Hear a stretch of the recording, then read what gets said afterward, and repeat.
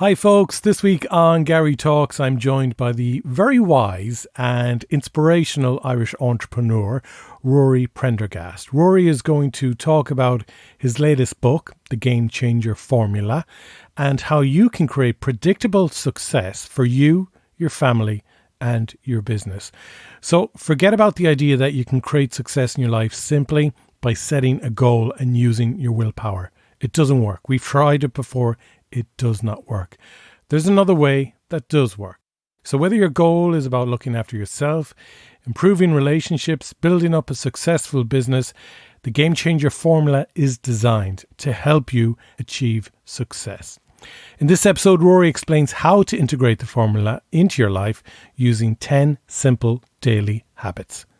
Enjoy. This is a GK Media podcast. So Rory Prendergast, Irish entrepreneur who has built multi-million-dollar businesses in hospitality and e-commerce. Thank you for joining us on Garry Talks. Garry, great. I'm delighted and thanks for inviting me. I'm really great to be here. Now, I've wanted to get you on the show for a number of weeks, but I wanted to finish reading your book, The Game Changer Formula, and then I wanted to read it a second time as well because there's so much in it, and we'll get into it shortly.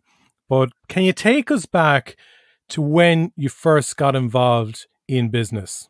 Well, I suppose I was brought up in a family business, Garry, really. So I remember noticing when I was in college, I did a business degree in college, and I remember noticing that all my friends, all their parents were in business. And I have the feeling that we were together because we kind of lived a slightly different life to people whose family were not in business. And so, around our dinner table in the evening, all the talk was about business and what was happening during the day and that kind of thing. So I suppose for me, that was the first time I was involved in business from the outside. What was going through your head as a young person then, listening to the dinner table conversations about business? Were you getting excited? Were you saying, this is something I want to do? Or were you saying, I want to kind of forge my own path? I wouldn't say that there was a thought process going through my head, but I'd say what was happening was stuff was soaking in.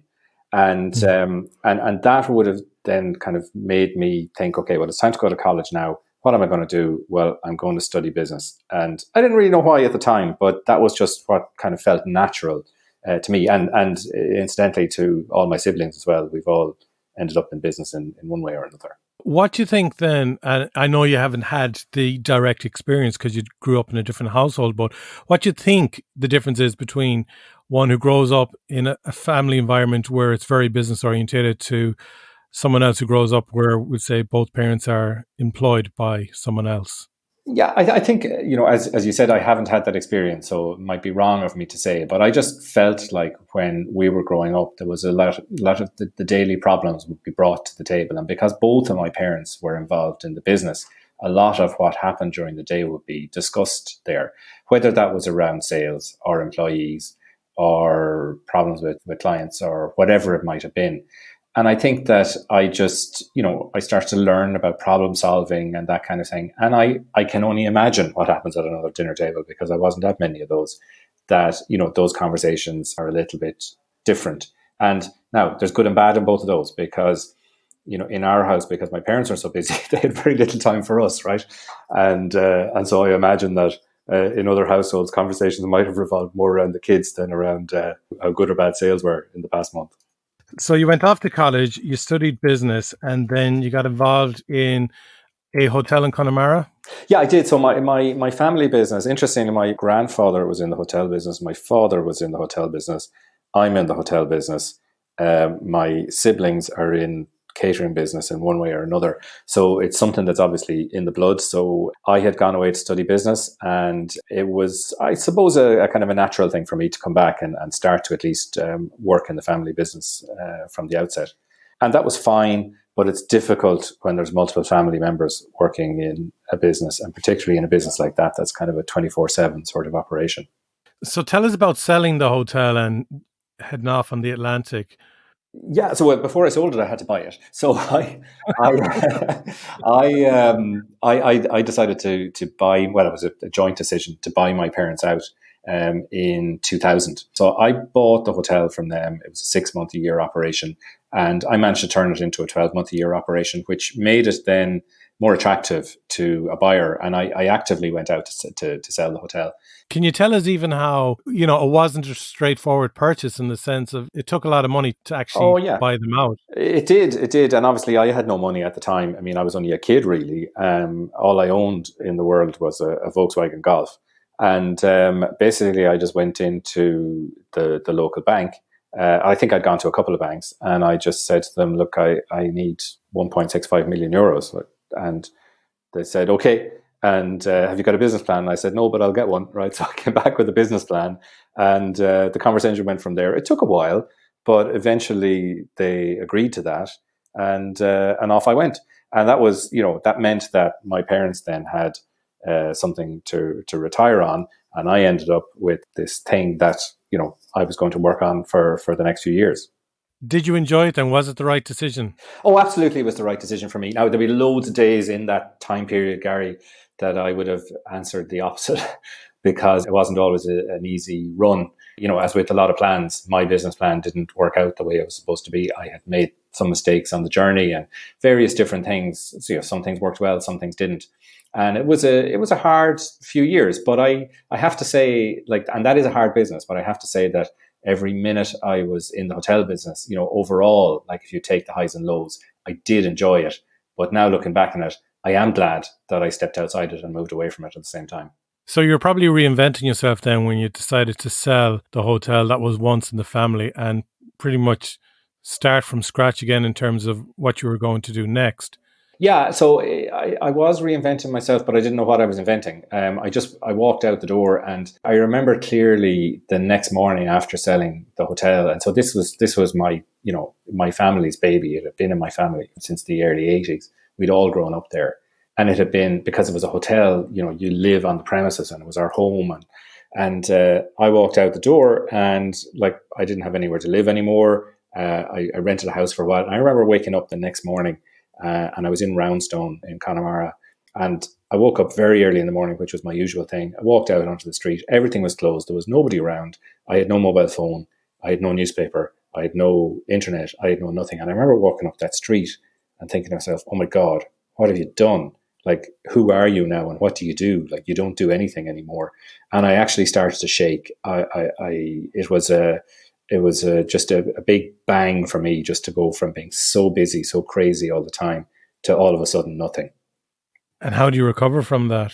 Well, I just needed a project, and that's how I got stuck into sailing across the Atlantic. So this was something that was in the back of my mind all the time, but I was safe in the knowledge that I could never do it because I had this hotel and this business that was a 24/7 operation. So it was a safe thing for me to dream about sailing across the Atlantic, knowing that I could never do it. Then all of a sudden, I can do it. And that was the kind of biggest, brightest project that I could kind of come up with. So very quickly, we got stuck into that. And my wife said she'd join me on the adventure. And we ended up buying a boat, knowing very little about boats and very little about sailing, bringing it over to Roundstone, and then just basically doing a few quick courses, heading off to sail across the Atlantic. Yeah, it's amazing reading it in your book. You tell it so vividly, and just heading off to the Caribbean, and even this idea of when you were getting the boat, you just wanted to make sure that you could hop out either side of the bed. That was my criteria for buying a boat. I mean, I'm sure there were other criteria out there as well, but most of it was around the comfort of how we would live on the boat, not necessarily about how seaworthy that boat was. Luckily enough, the boat was extremely seaworthy as well. So, do I have this right? You sold the hotel, you made a bit of money on the sale, you wanted to do something, you headed off for the Atlantic over to the Caribbean, knowing nothing really about sailing, certainly not on a journey of that length. And it was during that time really when you got to think. Absolutely. That's it exactly. So, I'd had a little bit of sailing experience. I sailed around Clifton Bay 20 times or something like that. So I kind of knew how a boat worked, but I really didn't know a whole lot. So when we got out to sea, I mean, there was a whole project getting the boat to the point where we were heading out, into the mid-Atlantic. And I was very stressed during that whole thing because this was, as you can imagine, not knowing what I was getting into and trying to figure things out as I went along. But the day we set off for the longest part of that passage, which was a 3-week leg from the Canary Islands over to St. Lucia in the Caribbean, the day we left there, I just knew, okay, there's nothing else I can do as far as preparation is concerned. All I can do now is focus on this 3 weeks. And it's probably something that's very hard to do in normal life, but we ended up in that situation where for 3 weeks, we had no TV, we had no communication, we had no phone, we had nothing. We had the books there that we had to read. We had pens and paper to write things down, and we had four of us, for a conversation.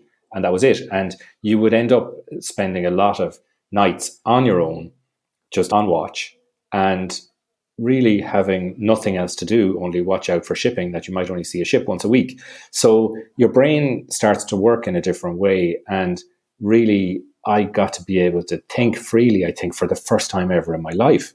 And things came to me that I never had thought of before.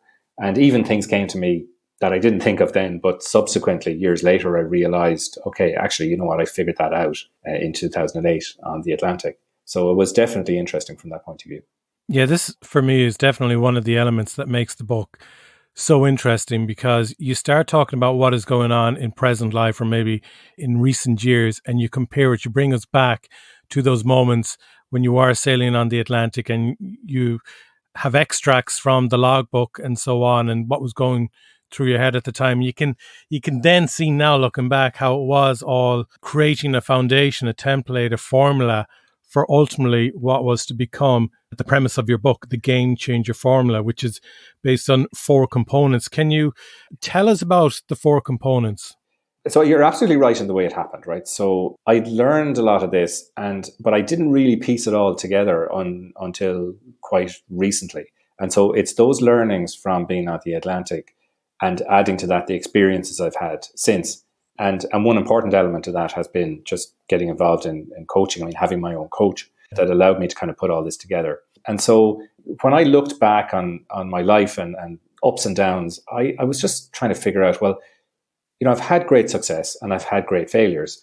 And what is it in those things that, that creates the success, and what creates the failures? And I went to look at, okay, well, if I want a predictable success, what would need to happen in order for that to work out for me? And so I created this formula, which I call the Game Changer Formula, which is mindset plus energy plus accountability to the power of vision equals predictable success. And I believe that if you can get those elements right, then you're on a really good path to predictable success. And that is, whether it's in your business, personally for you, your family, or whatever else. Now, that formula for people may sound a little bit confusing, but what you do in the book is you break down the 4 components bit by bit. You give loads of examples where people might just get a blank on one of those elements. Like, you give numerous examples of how they can exercise, get clarity on those goals for themselves. And then you work in as well the 10 simple daily habits. As you say, like when you look at that formula, you go, oh my God, like what does that mean, right? And I don't expect anybody to understand and be able to take that formula just the way it's written there and say, okay, I'll implement that, because that's not really possible. So what I did was I broke that out into, well, here are the things that if you do these every day, you will be impacting your mindset, you will be impacting your energy, you will be impacting on accountability, and you will create your vision. And those daily steps, I do them every single day. I think since I started doing this, I've missed one day because my brother-in-law kept me up till about 4 a.m. drinking beer. But other than that, I've done these every day, right? And when you say every day, I mean, like, you still put aside time at the weekends as well, don't you? Oh yeah. So when I say, yeah, I just, every day for me is Monday to Friday, right? They're the days that I need to concentrate. They're the days that I need to bring my best game in order to achieve predictable success. Not just in my business, but to my family, to myself as well. They're the days I focus on that. I take Saturday and Sunday off. I take holidays off, right? I take time out. So these are the elements that I bring, Monday to Friday. Now, you get into a habit and you end up doing them sometimes at the weekend or on holidays, just for enjoyment anyway, or, to get some clarity on something or whatever it might be. But for me, the daily 10, it's rituals or habits that I practice before work every day or during the workday. So you start off, you get up bright and early, earlier than me. Yeah, well, I get up. Yeah, lots of people get up earlier than me too, and I think in some ways it starts getting up early in the morning, but in another way, it actually starts going to bed early at night. So that's number 10, but actually, actually, it could be number 1, right? So it's really like important for me to, and I think for all of us, to get enough sleep. If you don't get enough sleep, none of the rest of the stuff is going to matter because it's just not going to work out and you're going to run out of energy. And so for me, now since COVID has happened, my routine has changed slightly in terms of time. It's still the same routine, but because I don't have to do the school runs and stuff like that, things have changed slightly. But my routine would be to get up at 5:45 a.m. And then I have what I call my mindset manual, which is one of the things that helps me to kind of focus my mindset in the right place. So it's basically around some affirmations that I spend some time reading. I then spend some time on what I call stillness, which is around meditation. I spend about 10 minutes a day on meditation. Then I do some, what I call in the book, imagination, which is some visualization techniques. So I'm kind of looking at, well, where am I going today and where am I going in my life? And just to get like clarity around that and really kind of feel the way that works. Then I do what I call a daily review. So I spend some time going back through the day yesterday chronologically, and I ask myself 3 questions. What went well during the day? Because I think that's important that we look at the good things first. What could have gone better?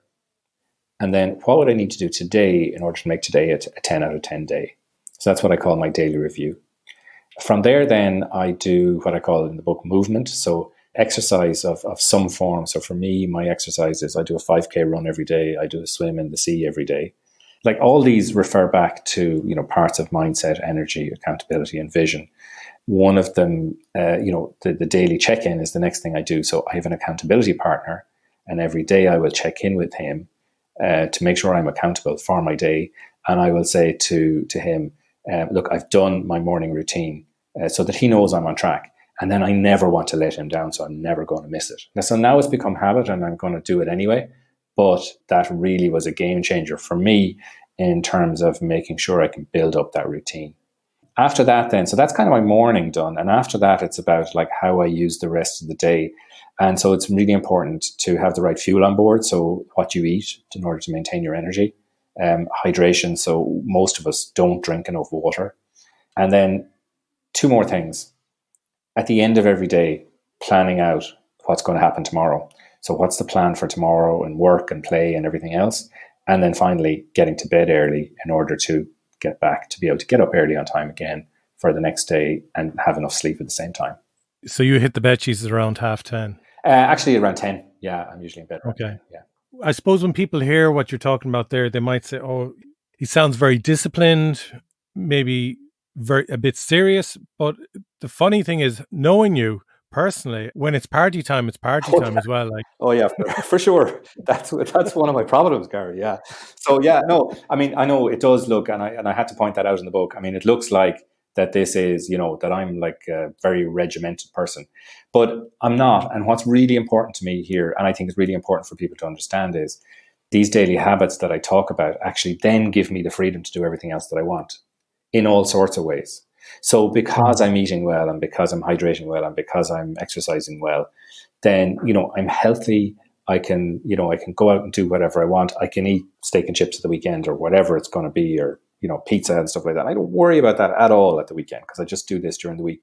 And like, I'm always up for, going to the pub and having a few beers with my friends and all that kind of thing as well. And I spend a lot of time then, having fun with my son and, going on our own little adventures. We're hiring a boat now in a couple of weeks and we're going on our own little adventure, so that's what's really important for me.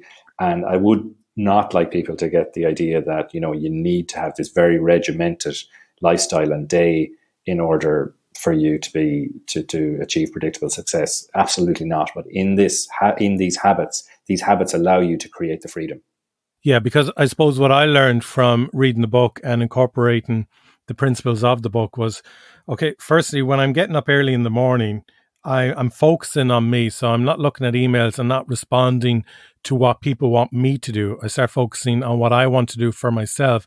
And by 7:30, 9 o'clock, when you have all those things ticked off, where you've basically spent maybe 2 hours doing what you want to do, whether it's reading, writing, meditation, goal setting, whatever, you're in a completely different mindset, and you're up for the day, you're ready for the day, because you've gotten that feeling that you've achieved everything that you wanted to personally achieve for yourself first thing in the morning. Absolutely, Gary. So like that's about, you taking time out for yourself, but it's also about you becoming way more efficient than you would be if you weren't doing these things, right? And what happens when you're more efficient? Well, you end up getting more stuff done in less time. And what happens then? Well, you get more time then for play, So again, it comes back to that, that routine gives you the freedom in the long run. Tell us about the goal of living to 120. Yeah, so this is something that, it's just I love having goals that seem impossible to people sometimes, because if a goal seems impossible, that's something I want to do. And some people laugh at me because I have this goal of living to 120, but I'm actually taking it pretty seriously. I believe that if you do things right at an early enough age, there isn't really any reason why you can't live to a very good age. And, when you go down, you walk around town and you'll see some people at a very young age find it difficult to move around. And then you go down to the diving board in Blackrock and Galway here, where you see quite old people jumping in the sea every day and having a great laugh. And I look at that and I go, okay, what's the difference here? And the difference is that, you need something to live for. You need to look after your body from an early age, meaning eat the right stuff, that kind of thing. You need some kind of financial support in order to live that extra bit longer. You need to make sure that you have something that's generating the cash to do that. And then you need to have a community around you that supports you and something to live for in order for you to make that. And so I'm working on that. Every day I work on that. And in fact, one of my visualizations that I do every day is to think about my 100th birthday. And in my 100th birthday, I'm having more crack than anybody else is. Yeah, and there's a lovely story in the book as well about your vision for your 100th birthday. And you can see with the details that you're giving of that event, how that really does help with the vision, the mindset, the clarity, and so on. Yeah. Just one point there that you mentioned was community. And I think it's an important word at the moment, especially with COVID-19 and how it has affected communities and people's social life and so on. But like, you've done a bit of research in this. Surrounding yourself with the community is so important for longevity. Yeah, I've done very little research on this so far, Gary, because what I'm kind of concentrating now is getting the game changer formula out to people. And for me, for next year, for 2021, is really when I'm going to concentrate on what I call the EPIC project, which is living to 120 years old, something I do want to share with people as well. But I have identified that community and purpose within that is very important to people for longevity. So people that have something to live for and support around them do live longer than people who don't. And so that is just a simple thing that you can start to get right early. There's no point in trying to do that when you're 95 years old, because that's going to be very hard. So I try and work now on that and get involved in my community and, clubs and the people around me and my family and various different things like that, and ensuring that I have a clear purpose for my life and knowing where I want to go, and not something that I'm going to achieve by the time I'm 100. It's going to keep going, and those kind of things, just some of the elements that are really important to being able to live a long and enjoyable life. Because I don't want to be 120 and, not be able to enjoy my life at the same time, which is what most people would say. Well, why do you want to live up to 120? That's no fun. But I don't believe that it has to be that way. I think it can be fun all the way through. And in fairness, you're fitter now at 50 than you were at 40. Yeah, way fitter than I was, and even fitter. I'm fitter than I was at 40. At 40, I wasn't too bad. At 30, I was not fit at all. So so I have this goal of being fit, fast, and flexible at 50, and I've achieved that, and very happy with the way that's going. So, Rory, every time I talk to you, I always get some great nugget of wisdom from you. And something you spoke about recently when we were chatting online was about purpose. And it reminded me of a scenario that I later witnessed that day. I was dealing with a client and they were all excited about this project that I was working on with them. And they're notorious for just turning the switch off on a project midway through, just losing the love for it.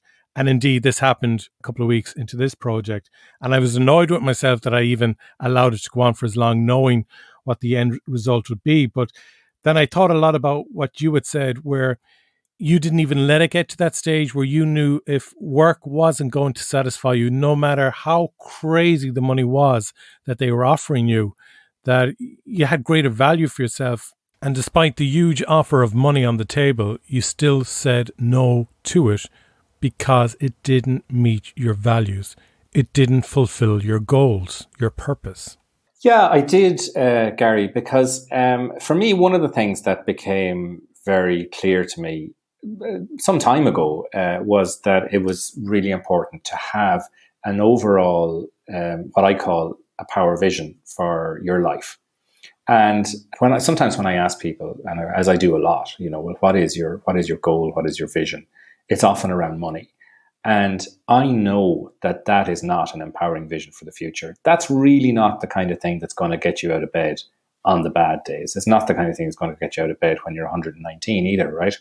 So for me, I've had this vision for a long time, and I have always referred to it as liberating ventures and family adventures. And that, for me, there's a whole story behind each of those four words. So liberating ventures means that I love business ventures, but I only want to be involved in the ones that allow me freedom, that allow me to, not get caught up in something. And family adventures, well, that's what it's all about for me. Those liberating ventures are so that I can go and have adventures with my family. So like earlier on this year, before COVID hit, we spent a month in South America. Now, as soon as COVID is lifting, we're getting a boat and we're going to go on a boat trip around Ireland. So these things are really important to me. I did for a while lose a little bit of focus on that. And I kind of fooled myself a little bit into thinking that some of the ventures I was involved in were liberating in the fact that, okay, if I do this for 2 years, then I'll have time and money at the end of it. And one of the things I realized is that I would do that. And yes, time and money would come, but then I get involved in another one and the time would disappear. And so I realized that. And since then, very recently, I have turned down like 2 huge opportunities. Like the day I turned down the first one, it would have been something that, a few months ago, I would have gladly accepted because it was a very interesting project. I could see it was one of those 2-year projects I get stuck into. We build it, we create value in it, and then I should be able to step away. Now, it doesn't always work that I can step away, but that was kind of the idea. But then when I looked at it and I went, well, how is that really affecting my liberating ventures and family adventures? And I actually thought, you know what, while that's been my mantra and my vision for probably 10 years, there's actually something more in it. And I changed it to what I call now make bigger lives. And for me, that is now my vision. It hasn't really changed the fundamentals of it because I need to make my life bigger, my son's life bigger, my wife's life bigger. And in every venture I get into, I want them to be able to make lives bigger. That's where it's changed. Because now what I want to focus on is business opportunities that make the world a better place or help people in some way or other. And I just realized that some of the ventures I was getting involved in were really just about the money for me, and that wasn't empowering enough. And now with this focus on make bigger lives, it's allowed me to turn down some lucrative offers that I've had recently and get my focus back onto where I can see, okay, here's how I can help people and really make a difference. And again, it's by getting the answer to your game changer formula that one is able to start making those decisions, and someone is looking for you to do something. Does this help me fulfill my end game or not? And so I think the thing is, Gary, that whatever that vision that you don't create it, you find it, right? It is there, and you just got to find it. When you find that, then that becomes the yardstick by which you measure every project that's going to come your way. And that for me was the yardstick by which I managed those 2 other lucrative projects recently and decided to turn them down. And as you mentioned earlier on, as soon as I turned them down, I felt my self-worth and my value increase substantially because I said, you know what, I'm actually bigger than this. I'm bigger than money. Like, I'm kind of worth more to the world than I can do. I mean, I know that sounds kind of crazy, but, it just really did help me to bring up my value to the world. So I was really happy that I made those decisions, even though financially, if you were to look at them on paper, if my accountant was to look at them, he wouldn't like them, right? You're doing a lot of coaching now, and you've been involved, as I said, in hospitality and e-commerce, and A word we're hearing every day at the moment, no matter how much we probably hate the word at the moment, is COVID-19. I'm just wondering, based on the people you've spoken to, the businesses that you would have an ear to the ground with, where are we with everything at the moment? I know it's impossible. You don't have a crystal ball, but what sort of future do you think lies ahead, or what advice would you give to business owners? Yeah. So look, it's a really good question. And for me, like, just if I can start personally first, the change in lifestyle that COVID-19 created for me and my family gave me some of that space back that I used to have when I was on the boat in the Atlantic, and allowed me to think differently again. That's what allowed me to kind of focus and move from the liberating ventures and family adventures to the make bigger lives, and also kind of make those decisions. So for me, not to say that I'm happy COVID-19 happened, but I'm delighted that I got that opportunity to have that headspace to think through things again, because it's so hard in today's world to have time to think. When it comes to the people that I am coaching, I don't know whether it's the COVID-19 part or just the fact that I'm really getting into this now, because this is where I see being able to make lives bigger. But we're having a lot of conversations about power vision. We're having a lot of conversations about, hang on a minute now, I've been building this for years. Is this really where I want to go? Or how does this fit into a bigger picture? Or, there's more to life than money. There's more to life than this career, that kind of thing. So I don't know whether that's a COVID thing or not, but there's certainly really interesting conversations that I'm having with people at the moment. Because for me, like in my coaching, I don't believe I can help any business owner until we've got that bit figured out first. So, we start with that, and then we kind of work our way back down to saying, okay, so what do we need to do today, right, in order to get there? That vision is, while I deal with business owners, that vision is often a personal thing first, and then the business has to fit into that. Rory, your book is absolutely brilliant. You give loads of advice in it, loads of examples. You have layouts of how people can carry out the exercises, and it's all very achievable. You get straight into the formula in the book. It's not one of these books where you're 400 pages in before you actually start giving the wisdom to people. It's very to the point, helpful guide, just full of advice, knowledge, truth, everything. So well done. For people who really do want to implement the game changer formula in their lives and make a difference. And indeed, when you start reading excerpts from Rory's book at the start, you'll see loads of testimonials from people who did implement the formula and the amazing results that it gave. And like, I've noticed results myself already within the first week of when I started reading it a few weeks ago. You will too. It's available on Amazon, on Kindle, and on paperback. And for more information, you can head over to Rory's website, roryprendergast.com. Rory, thanks a million for joining us on Garry Talks. Garry, thank you. It was a real pleasure, and delighted to be able to speak to you. Thanks again to Rory for joining us on Garry Talks. If you would like to be part of the show and join the conversation, you can find us online. Also, quick plug again, if you don't mind, if you are looking or you know of anyone who is looking for digital content to be produced for them, or they need some help with their marketing, please do check out our website, gkmedia.ie, and you can follow us on Twitter, Instagram, Facebook, and LinkedIn. Take care, stay safe, stay sane.